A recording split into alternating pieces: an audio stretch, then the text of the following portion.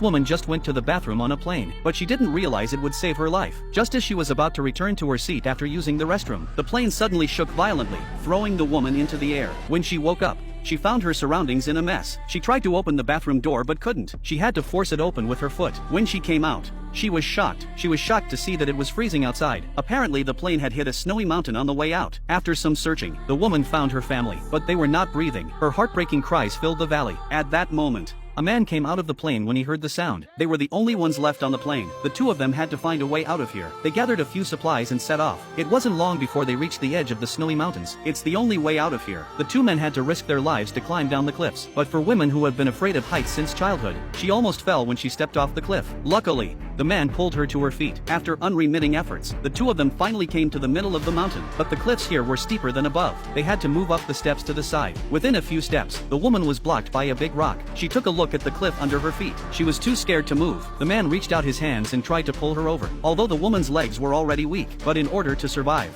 she had to fight to the death. She finally made it over the cliff, but as the man tried to move forward, but he realized that there were no more rock ledges. The two of them were trapped halfway up the mountain. In a moment of desperation, the man jumped down and fell into a tree. With the buffer of the tree, the man managed to survive. He told the woman to jump down towards the tree, but for the woman, who is afraid of heights, is a great challenge. But with the man's encouragement, she jumped. After a short rest, the two of them began to move on. Soon they came to another snowy mountain. Then the man saw a cave ahead. In this cold snowy mountain, this cave is a good place to keep warm. He called out to the woman behind him and asked her to speed up, but by now the woman is obviously a bit exhausted. Just when the man wanted to go over and give her a hand, he suddenly saw a terrible scene. He immediately shouted at the woman.